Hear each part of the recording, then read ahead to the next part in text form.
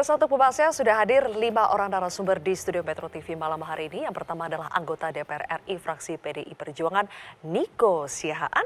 Selanjutnya ada anggota DPR RI fraksi Nasdem Muhammad Farhan. Langsung pada tepuk tangan di sini ya. Kemudian analis politik Direktur Eksekutif Indobarometer M Kodari. Dan di sebelah kiri saya ada calon. Yang ini masih di sebelah kiri calon nih.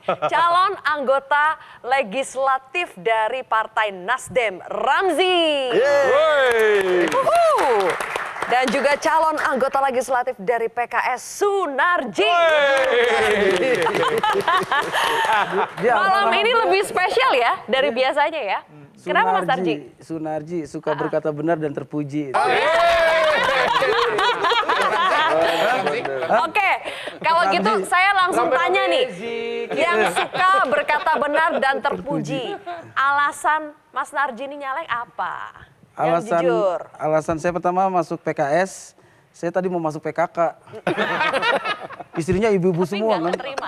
Karena istrinya ibu-ibu semua, ntar takutnya saya jadi keibuan. Kursi dapat tuh suara. Oke, akhirnya masuk PKS. Terus tapi kenapa mau nyaleknya itu kenapa? Ya saya 15 tahun menikah dengan seorang gadis cantik dari Pekalongan yang matanya katarak itu. Kalau normal nggak mau sama saya kayaknya. Pasti itu Mas. Terus 15 tahun di sana ya banyaklah hal yang kayaknya harus dapat sentuhan dari pusat di dapil saya itu. Perlu sentuhan ya. Kurang selama ini ya. Kurang.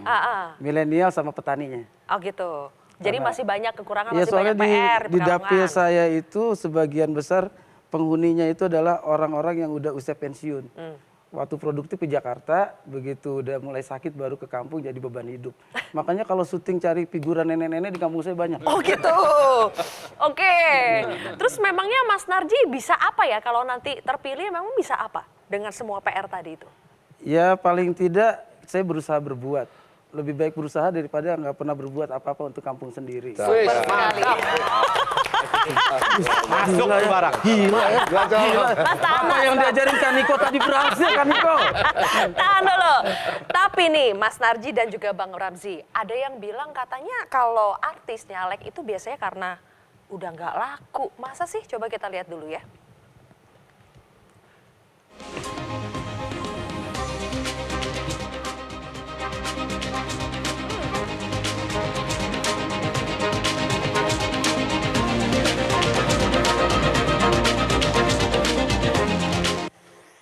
Mau nanya ke Bang Ramzi kayaknya salah nih.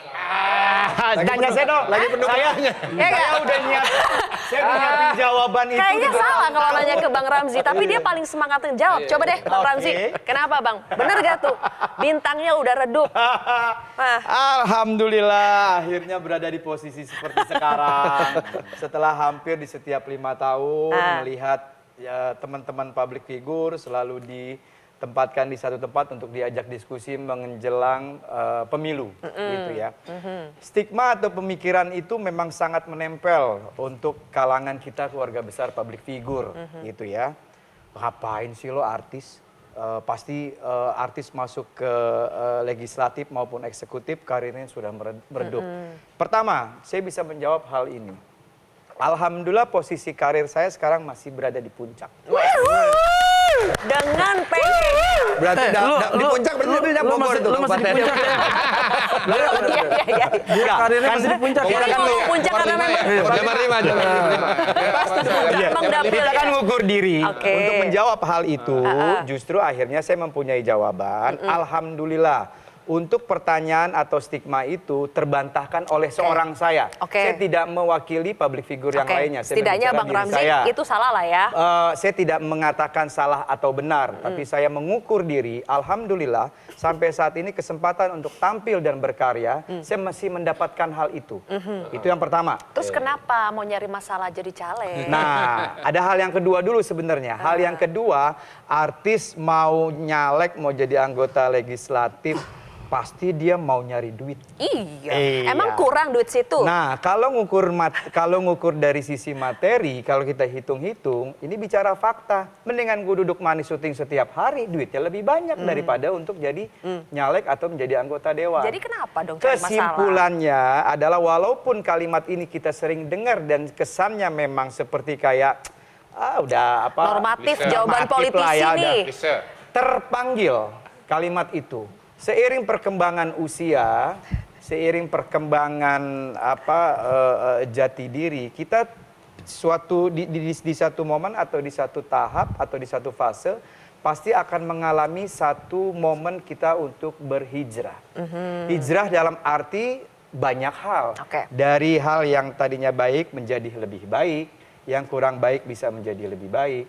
Pada intinya maksud dari kalimat saya itu, ketika sekarang saya sudah menambah usia, ingin sekali bisa bermanfaat untuk orang banyak. Apakah yang saya lakukan selama ini tidak bermanfaat? Saya yakin bermanfaat. Tapi nggak ada salahnya kalau saya mau mencoba lebih bermanfaat lagi. Lebih bermanfaat lagi.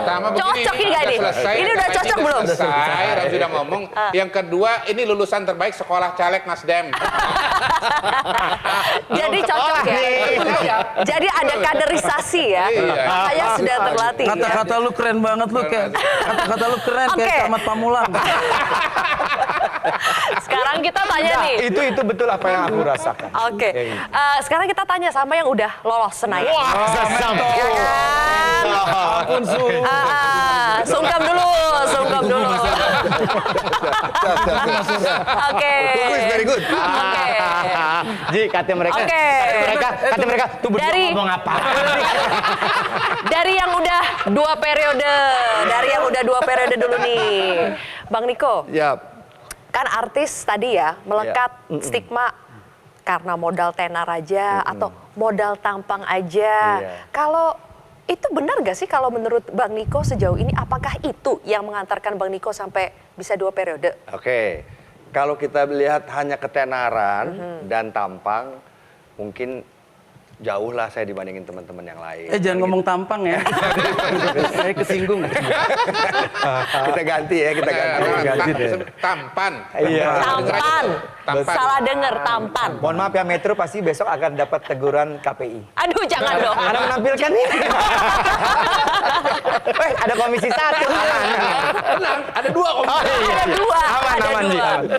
Jadi tenar itu benar gak? Tuh, Tenar Niko. itu sangat membantu ketika turun. sangat membantu. Itu dibenarkan ya. Betul. Oke. Karena apa? Karena ketika turun, ketemu, Mas Sony tulung ya? Salah. Iya, itu kejadian. Joki Sitohang. Kejadian. Itu Salah, kejadian. turun. Mas Sandi Sondoro. Kayak gua dong kemana? Ramzi. Iya. Gua yain kali ini. Yang penting masih ada yang nyapa, meskipun salah ya. Artinya itu ada apa ya? Ada kemudahan untuk bisa menyapa, karena itu kan penting kan. Iya. Kalau turun, kalau tiba-tiba diketok orang nggak dikenal kan, siapa gitu ya mau datang gitu ya.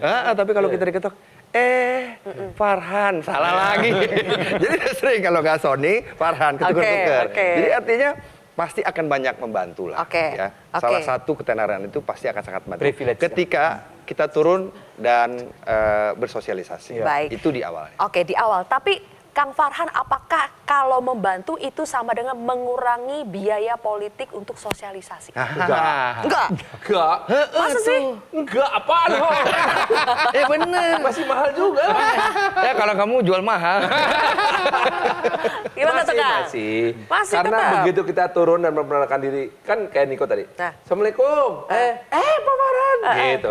Masih ada yang kenal lah lumayan kan. Persiba, Persib gitu. Udah, begitu saya ngomong, saya mau nyalon jadi legislatif. Langsung itu. Harga naik semua itu. Oh gitu. Ada harga. Ji, kita diam Ji untuk pembahasan ini, kita diam aja Ji, jangan ikut campur Ji. Terang-terangan tuh. Ya pasti ada Bawa biaya yang mesti kita apa, keluarkan. Kang, Bawa gitu ya. apa Kang, buat program apa buat kita. Kalau Ramzi enak, kalau Ramzi, kamu ke dapil bawa program apa? Oh, ini siapa yang mau nanya nih? Ini mau nanya ke lu punya program nggak? Oh, ada ntar. Program TV kan? Nggak bisa disebut. Program TV kan? Dia nggak bisa Yang sebut Akademi merek Dangdut itu. apalah itu kan? Iya. Punya program apa Ramzi? Dangdut Akademi. Gitu. Kalau kita kan udah, Oke, kita baik. bawa programnya artinya gini, kita mesti bawa, mulai dari bantuan sampai billboard apa segala macam ya nggak gratis. Tapi enaknya gini, saya mesti cerita dulu bagaimana dua orang ini berperan dalam awal karir saya dalam berpolitik. 2016 saya masih siaran di Metro TV, Niko nanya, lu siaran aja lu nggak maju-maju katanya. Dia udah jadi anggota DPR. Lu ngomong gitu loh. Nggak bilang nggak Lagi maju. dipanasin. Situ-situ aja. Diprovokasiin. Terus dia bilang, udah lu ke Bandung lagi, tinggal di rumah gua katanya. Saya tinggal di rumah aspirasinya Niko. Oke. Dan saya belajar bagaimana ngelihat anggota DPR sekelas Niko di periode pertama itu berinteraksi dengan masyarakat. Saya belajar banyak dari situ. Maka saya masuklah. Oke, aku maju. Gue bilang, tapi belum menentukan partai itu. Kita maju wilayah kota aja dulu. Oke. Tiba-tiba beliau telepon. Lu mau jadi wali kota ya? Iya bang. Survei dulu dong. Gimana caranya? Biar sama gue urusin. Ini survei yang pertama kali. Udah cocok nih, udah cocok. Ini Berarti pertama memang kali survei. harus banyak belajar di awal. Harus. Oh ya, betul. Oke, nanti Survei. kita Dan akan survei beliau itu bagus banget karena saya dibanting langsung, tuh nggak? Hasil survei pertama kali gua Oke. bulan Maret 2017, elektabilitas cuma 0,7%. Oke, baik. Berarti memang harus banyak belajar, harus banyak mendengar, harus banyak dikasih tahu nih. Berarti itu ada proses kaderisasi juga ya, Yes. yang harus dilakukan. Nanti kita akan dalami soal proses kaderisasi, termasuk saya tanya dulu ke Bang Kodari. Benar nggak sih caleg artis itu memang akan mendulang banyak suara buat partai, sebagai vote getter buat partai? Seefektif itukah? Tapi kita akan hadirkan jawabannya sesaat lagi pemirsa, tetap di Kontroversi.